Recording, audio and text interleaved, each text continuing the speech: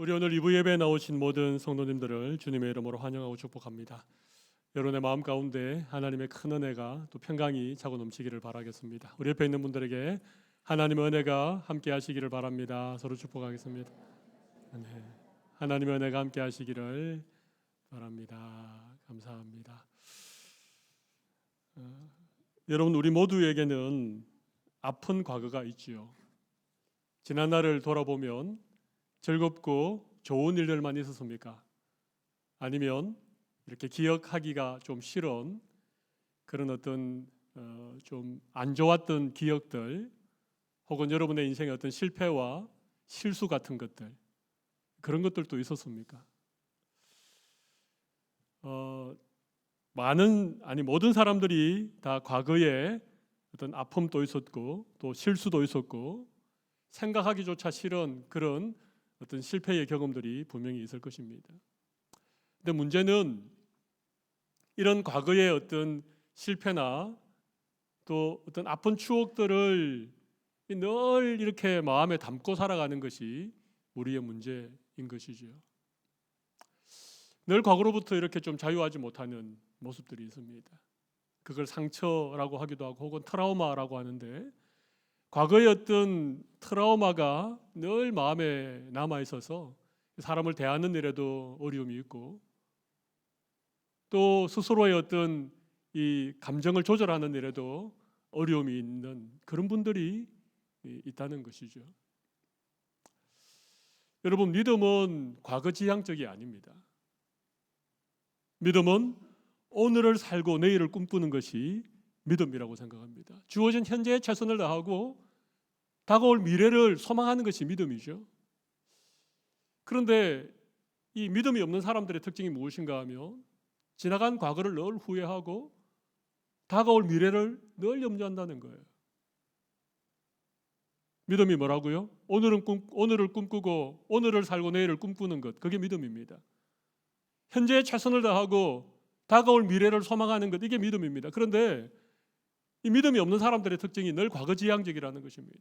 지나간 과거를 후회해도 소용이 없는데 늘 과거에 연연해서 살아간다는 거예요. 그리고 미래는 소망하면 되고 내일은 꿈꾸면 되는데 미래에 대해서 불안해하고 걱정하고 염려한다는 것입니다. 하나님은 우리 가운데 늘 새 일을 행하시기를 원하십니다. 메마른 광야 같은 우리 인생에 길을 내시고 척박한 사막 같은 우리의 삶 가운데 강을 흐르게 하실 분이 하나님이신데, 우리는 늘 과거에 매여 있기 때문에 지나간 아픔이나 또 지나간 어떤 그런 실수나 혹은 어떤 상처나 이런 것들 때문에 그것이 우리의 발목을 붙들고 한 걸음도 앞으로 전진하지 못하게 한다는 것이죠. 뭔가 좀 늘 무거운 것이 이렇게 양어깨에 이렇게 매여 있는 것 같은 그런 분들이 계신 것 같아요. 이렇게 보면 얼굴에 좀 생기가 없고 늘 좀 지친 듯한, 그리고 뭔가 좀 인생이 좀 힘든 것 같은 그런 얼굴을 하고 계신 분들이 간혹 계신 것 같습니다. 우리가 예수 믿는 사람이라면 하나님이 우리의 인생에 새 일을 행할 것이라고 하는 믿음을 가지고 살아가는 성도들이라면 좀 우리의 삶이 좀 힘들고 어려워도 하나님 때문에 우리의 마음에 기쁨이 있으시면 좋겠습니다. 하나님 때문에 좀 소망스러운 삶을 살아갈 수 있는 여러분들이 되시면 좋겠습니다. 사실 요즘 좀 힘들지 않습니까? 벌써 이 코로나 바이러스, 이 코비드 19 팬데믹이 작년 초부터 시작해서 1년을 훌쩍 넘고 지금 2년이 가까워지고 있는 이런 상황을 지내다 보니까 왠지 좀 불안한 마음들, 또 불확실한 미래에 대해서 좀 걱정스러운 마음들, 이런 것들이 있다 보니까 자연스럽게 우리의 삶이 좀 무거워진 것 같아요. 그러나 오늘 제가 새 일을 행하시는 하나님이라고 하는 주제로 여러분과 함께 좀 말씀 나누는 가운데 여러분의 마음에 좀 새로운 소망이 생겨나기를 간절히 바랍니다. 우리 가운데 다시 꿈을 꿀 수 있는 그런 은혜가 있으시면 좋겠습니다. 여러분, 오늘 이 이사야서는요, 이스라엘 백성들에게 주시는 하나님의 예언의 말씀이죠. 여러분 우리 이스라엘을 한번 생각해 보십시오. 이스라엘이라고 하는 나라는 참 독특한 나라입니다.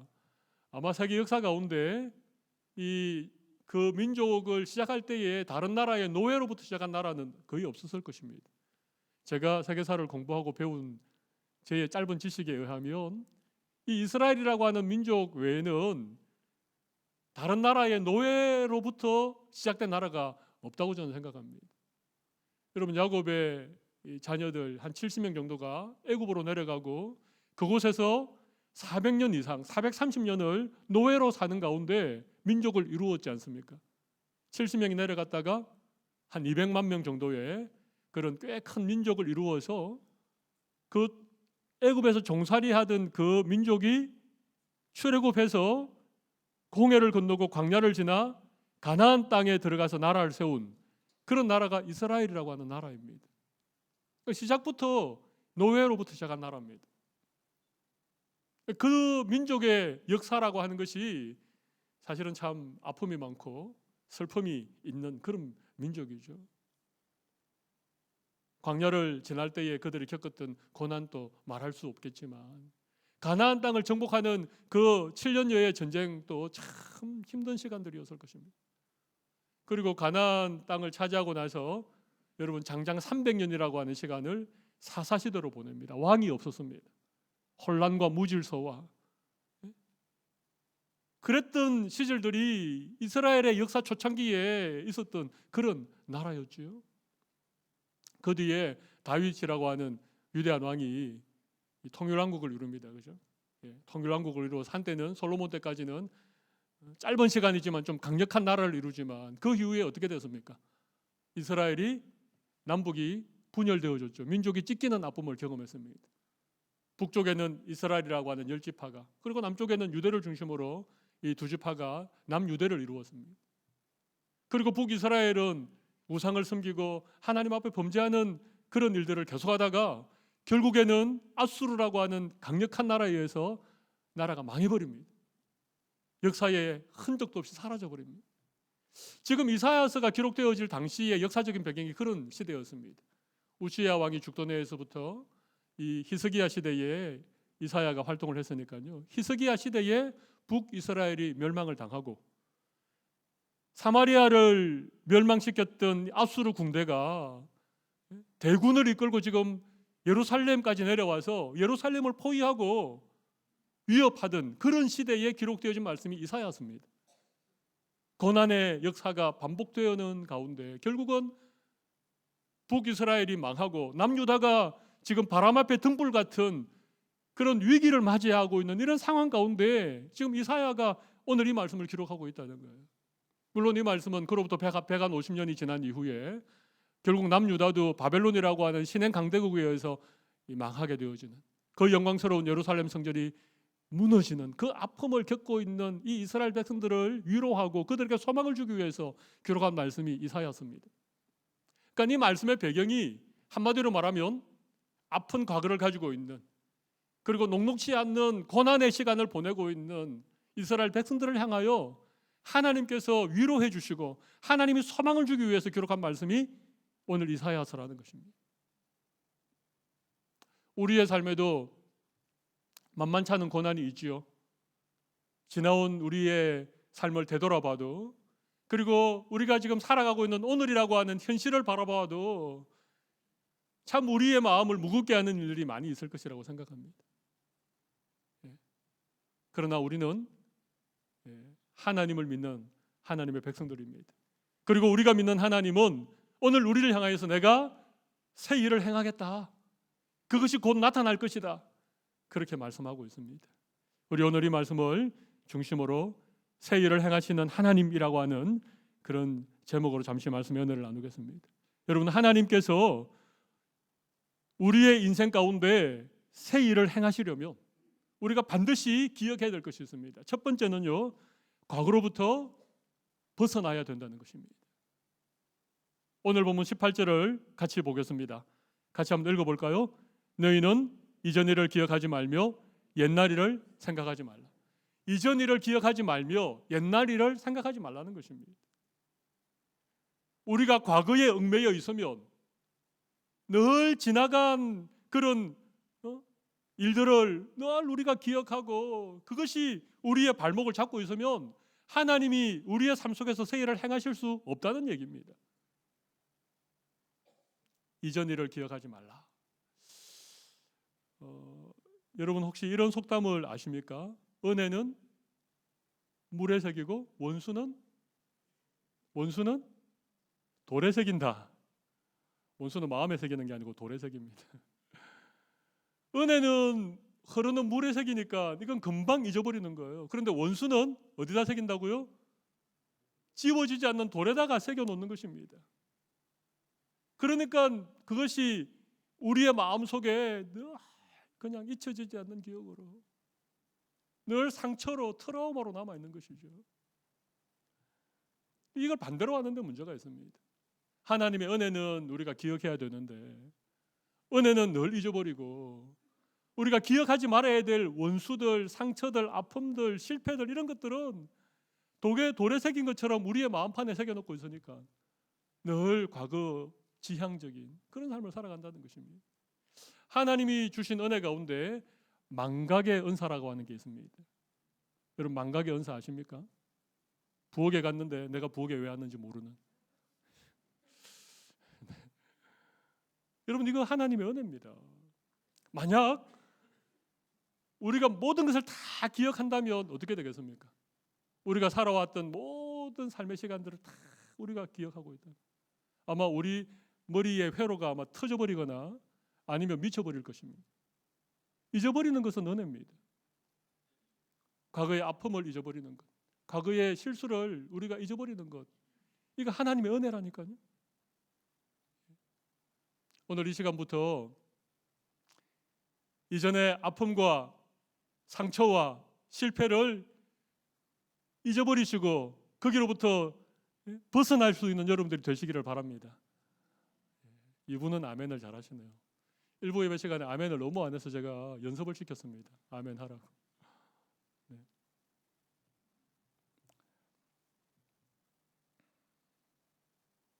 이걸 좀 너무 이게 시간이 많이 흘렀는데도 너무 그걸 기억하고 있는 분들이 계신 것 같아요.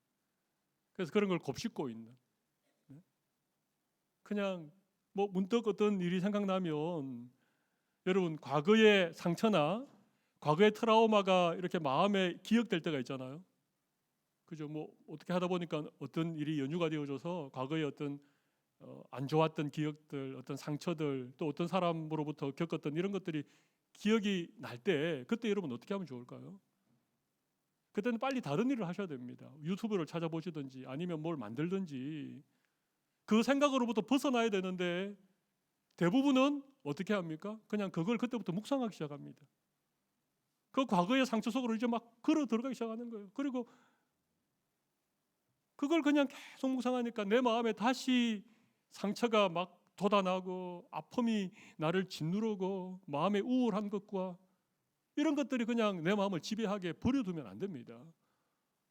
여러분 살다 보면 과거의 아픔들이 생각날 때가 있죠. 그때 뭐 하라고요? 다른 일을 하십시오. 빨리 그 생각으로부터 벗어나야 됩니다. 그것을 영구묵상하시고 그 생각에 깊이 잠기게 되면 결국 과거라고 하는 그것이 우리의 발목을 다시 움켜잡게 되어집니다. 그러면 우리는 한 발짝도 앞으로 나아갈 수 없습니다. 옛날 일을 생각하지 말라 이렇게 말씀하시죠. 옛날 일을 생각하지 말라. 이 말씀은 우리 그런 분 계시잖아요. 늘 부르는 노래가 옛날이요. 이걸 노래처럼 부르는 분이 계세요. 뭐 내가 왕년에, 내가 한국 있을 때에, 내가 어떤 회사에서 뭘 할 때, 물론 과거의 자랑스러운 기억일지라도 여러분 그것을 너무 노래처럼 부르시면 안 됩니다. 그건 내가 늘 과거에 얽매여 살아간다는 거예요. 지금 삶이 좀 힘들고 지금 삶이 좀 녹록지 못하니까 늘 과거를 회상하면서 과거에 좋았을 때에, 내가 어떻게 했을 때에, 여러분 그런 분들도 믿음으로 전진하는 분이 아니십니다. 과거에 좋은 일이 있으면 여러분 이렇게 고백하십시오. 모든 것이 하나님의 은혜였소. 모든 것이 은혜. 그죠? 내 삶에 당연한 것 하나도 없었고 모든 것이 하나님의 은혜라고 기억하면 좋아요. 이스라엘 백성들도 과거에 얼마나 많은 하나님의 은혜를 경험했습니까? 홍해를 마른 땅처럼 건너고 말이죠. 광야에서 메추라기와 만나를 먹었고, 근데 이스라엘 백성들은 과거에 베푸셨던 하나님의 은혜는 다 잊어버리고,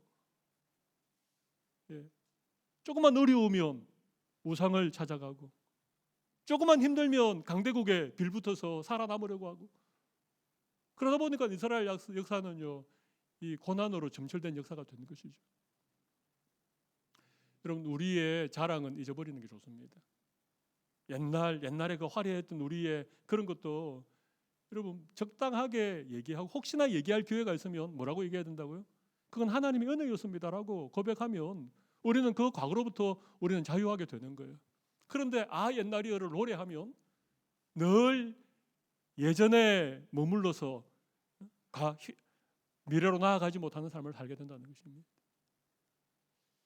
여러분들에게는 그런 게 없는지 한번 생각해 보십시오. 예전에 어떤 상처나 실패나 아픔, 그런 것들이 내 발목을 붙잡고 있는지, 아니면 과거의 어떤 참 한때 잘 나갈 때 늘 그런 생각들 떠올리면서 좀 현실을 좀 회피하고 있는지. 이런 사람들에게는요, 하나님이 새 일을 행하실 수가 없다는 것입니다. 하나님은 우리의 인생에 새 일을 행하기 원하십니다. 하나님이 행하시는 새 일은요, 오늘 본문 19절에 보면 광야에 길을 내시고 사막에 강을 흐르게 하는 일입니다. 어떤 일이라고요? 광야에 길을 내시고 사막에 강을 내시는 분이십니다. 여러분, 하나님은 위대하신 분이십니다. 하나님은 홍해를 가르셨던 분이셔요. 하나님이 우리 가운데 새 일을 행하시기 원하시면 우리의 나이, 우리의 건강, 우리가 지금 현재 처해 있는 우리의 어떤 상황, 이런 거 아무 문제 안 됩니다. 나는 이제는 좀 늙어가지고 뭘 내 인생에 새로운 일이 있겠나? 지금 내가 하루하루 먹고 사는 것도 빠듯빠듯한데 이런 상황 속에서 하나님이 무슨 새 일을 행하겠나? 여러분들, 이거 믿음이 없는 사람들의 얘기입니다. 그래서 우리는 새로운 일을 기대해야 돼요. 두 번째 생각할 것은요, 새로운 일을 기대하라는 것입니다. 기대한다는 게 중요합니다. 기대한다. 여러분, 오늘 본문 19절을 다시 한번 보실까요? 보라, 내가 새 일을 행하리니 이제 나타낼 것이라. 너희가 그것을 알지 못하겠느냐? 반드시 내가 광야의 길을 사막의 강을 내리라. 여러분, 이 말씀 딱 들으니까 어떤 마음이 드십니까? 광야의 길을? 사막의 강을? 아니, 그게 어떻게 가능해? 어떻게 광야의 길이 나고 사막의 강이 흐를 수가 있나? 그런 마음이 드시죠? 여러분, 이게 다 믿음이 없는 반응입니다. 이건요, 사막이라고 하는 환경만 바라보는 거예요. 광야라고 하는 어떤 상황만을 바라보고 광야에는 절대 길이 날 수 없어. 사막에 강이 흐를 수가 있나? 이건 우리의 눈이 환경과 상황에 머물러 있기 때문에 그런 거예요. 근데 여러분, 이 말씀을 들을 때에 그래, 하나님이 하시면 광야에도 길이 나겠지. 하나님은 사막에도 큰 강을 흐르게 하실 수 있는 분이야 라는 생각이 드신다면 여러분은 하나님을 바라보는 믿음의 눈을 가진 분이세요. 여러분, 믿음은요, 환경을 바라보느냐, 환경 뛰어넘어에 계신 하나님을 바라보느냐, 이거 아닙니까? 근데 믿음이 있는 사람들조차도 환경만을 바라보고 안 된다라고 말하는, 지금 내 나이에 무슨, 지금 내 형편에 무슨, 아무리 우리의 상황이 광야 같고 사막 같아도 하나님이 거기에 길을 내시면 길이 날 줄로 믿습니다. 하나님이 거기에 강을 만드시면 강이 흐르게 될 줄로 믿습니다. 이게 하나님이 우리 가운데 행하실 새 일입니다. 이걸 기대하셔야 돼요. 여러분, 이걸 기대하는 사람은요, 꿈을 꾸게 됩니다. 꿈을. 꿈을 꾸게 되는 거예요. 여러분, 밤에 잘 때 꾸는 꿈 말고요, 비전을 가지게 된다는 말입니다. 꿈을 꾸게 됩니다. 여러분, 요셉이라고 아십니까? 요셉은 꿈을 꿨죠. 어린 시절에 꿈을 꿨습니다. 그죠? 막 벳단들이 자기 앞에 막 절하는 꿈, 해와 달과 별들이 막 자기 앞에, 그 꿈을 꿨어요. 소년 시절에. 그런데 요셉이 형들의 미움을 받아서 애굽에 노예로 팔려가지 않습니까? 노예로 팔려가서 또 억울한 누명을 뒤집어서고 노예에서 죄수의 신분으로 떨어지고 맙니다. 근데 제가 물어보겠습니다. 요셉이 그 애굽의 노예로 팔려갔을 때 꿈을 포기했을까요? 억울한 누명을 뒤집어서고 감옥에 갇혔을 때 요셉이 꾸었던 꿈을 잊어버렸을까요? 저는 그렇지 않다고 생각합니다. 그 꿈을 가지고 있었기 때문에 노예로 지나는 그 시절에도 요셉은 자기에게 주어진 일에 최선을 다할 수 있었습니다. 현실을 탓하지 않았습니다. 형님들을 원망하지 않았습니다. 그냥 주어진 그 삶의 자리에서 오늘을 살아내고 내일을 꿈꾸는 삶을 이어갔던 것이죠. 억울한 누명을 뒤집어쓰고 감옥에 갇혔을 때도 마찬가지입니다. 그가 감옥에서 얼마나 일을 잘했으면 간수장이 그에게 책임을 다 맡겼지 않습니까? 그때 왕의 술 맡은 관원과 떡 맡은 관원이 감옥에 들어오게 됩니다. 하나님 보내신 것이죠. 그 사람들의 꿈을 해석해주고 나중에 그것이 바로의 귀에까지 들려지게 되어서 바로가 꾸었던 그 흉측한 꿈을 해석할 사람이 아무도 없었는데 요셉이 그 자리에 불려가서 바로의 꿈을 해석해 줍니다. 기가 막힌 해석을 하게 됩니다. 그래서 여러분 하루아침에 죄수에서 그 대제국 애굽의 총리가 된 분이 누굽니까? 요셉입니다. 요셉. 여러분 세계 역사에 30세 때 말이죠. 30세 때 죄수에서 한 나라의 총리가 된 사람이 있겠습니까? 없겠습니까? 제가 이렇게 물어보는 것은 없다는 얘기겠죠? 저는 없다고 생각합니다. 하나님이 요셉의 인생 가운데 행하신 새 일입니다.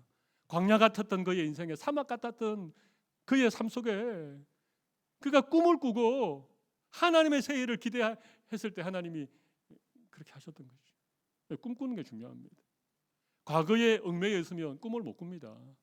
늘 지나간 얘기하고 조금만 하면 과거의 상처 떠올리고 그게 막 트라우마가 되어서 인격 장애가 나타나고 과거에 얽매여 있으면 꿈을 못 꾼다니까요. 꿈꾸지 않으면 하나님께서 새 일을 행하지 못하십니다. 그런데 제가 꼭 여러분에게 한 가지 드릴 말씀이 있습니다. 꿈꾸는 자가 반드시 다음에 해야 될 일이 있습니다. 꿈만 꾸고 있으면 안 됩니다. 자, 꿈을 꾸고 나서 해야 될 일이 뭐겠습니까? 여러분들 한번 생각해 보십시오. 꿈꾸는 자가 해야 될 일, 기도하는 일입니다. 꿈꾸는 자가 해야 되는 일이 뭐라고요? 기도합니다. 여러분 꿈만 꾸고 있으면 그건 다 헛된 꿈입니다. 그냥 일장춘몽입니다. 근데 꿈을 꾸면서 기도하는 거예요. 여러분 꿈을 꾸고 기도하면 우리 기도의 방향이 흐르는 대로 우리의 삶이 결정되는 것입니다. 꿈을 꾸고 기도하면 우리가 꿈꾸고 기도한 대로 하나님이 우리의 삶을 결정해 주신다니까요. 여러분 이 사실을 믿으시기 바랍니다. 어디에 문제가 있습니까? 내 삶에 하나님의 새롭고 놀라운 일들이 이루어지지 않는 이유가 어디에 있습니까? 1번 과거에 얽매여 있기 때문에 그렇습니까? 2번 꿈꾸지 않기 때문에 그렇습니까? 3번 기도하지 않기 때문에 그렇습니까? 4번 모두 다. 4번에 해당되는 분이 많으시죠? 사실 제가 이 본문으로 언제 한번 송구영신 예배 때 말씀을 나누었던 기억이 있습니다. 근데 오늘은 우리 매일 성경 큐티 본문이 이사야 43장 오늘 본문이기 때문에 제가 한 번 더 반복하는 것입니다. 오늘 여러분들 결단하십시오. 오늘 이 시간부터 과거에 얽매여 사는 삶이 아니라 오늘을 살고 내일을 꿈꾸는 현재라고 하는 주어진 삶에 최선을 다하고 미래를 소망하고 미래를 꿈꿀 수 있는 여러분들이 되시기를 바랍니다. 그러면 하나님께서 반드시 우리 가운데 새 일을 행하십니다. 아무리 우리의 삶이 광야 같은 사막 같은 그런 척박하고 공고한 삶의 환경에 놓여 있을지라도 하나님께서 길을 내시고 강을 내실 줄로 믿습니다. 이런 일들이 우리의 삶 가운데 일어나기를 간절히 바랍니다. 자, 짧게 한마디만 더 덧붙이겠습니다. 자, 그런 일이 우리의 삶에 일어났을 때 우리가 꼭 기억해야 될 것이 한 가지 있습니다. 그게 뭔가 하면 21절입니다. 21절을 한번 보겠습니다. 이 백성은 내가 나를 위하여 지었나니 나를 찬송하게 하려 함이니라. 여기 보십시오. 하나님께서 이스라엘 백성들 가운데 놀라운 일을 행하신 이유가 뭡니까? 나를 위하여 나를 찬송하게 하기 위해서라는 것입니다. 그래서 우리 가운데 하나님의 새 일이 이루어졌을 때에, 하나님 우리 인생 가운데 길을 내시고 강을 흐르게 하셨을 때 우리가 꼭 기억해야 될 게 뭐라고요? 하나님을 찬송하는 것입니다. 하나님을 찬송하는 것입니다. 하나님께 영광을 올려드리고 모든 것이 하나님의 은혜입니다라고 고백을 하셔야 됩니다. 근데 거기에서 말이죠, 막 자기가 대단한 것처럼 교만해지고 자기를 드러내고 자기를 자랑하면 어떻게 되겠습니까? 그러면 또 우리는 하나님 앞에서 잘못되게 주어지는 것이죠. 그래서 하나님의 은혜입니다 라고 고백하는 게 중요합니다. 요즘 우리가 은혜라는 찬양을 참 많이 부르지 않습니까? 그죠? 내 삶에 당연한 것 하나도 없습니다. 모든 것이 하나님의 은혜인 것이죠. 우리의 모든 삶들이 당연한 것 아니라 하나님의 은혜였습니다. 그러니까 여러분 이런 고백을 하시는 게 참 필요합니다. 하나님의 은혜입니다. 모든 것이 하나님의 은혜입니다. 그냥 입에 발린 후렴구 같은 그런 얘기가 아니라 진심으로 우리의 마음에서 우러나오는 정말 하나님의 은혜입니다 라는 진심의 고백이 드려지면 하나님께서 우리 가운데 계속해서 새 일을 행하시리라고 믿습니다. 오늘 지나온 우리의 삶이 어떠하든지 상관없이 오늘 다시 하나님의 새로운 일을 기대하고 꿈꾸고 기도하고 하나님을 찬송하시는 우리 모든 성도들이 다 되시기를 간절히 바랍니다.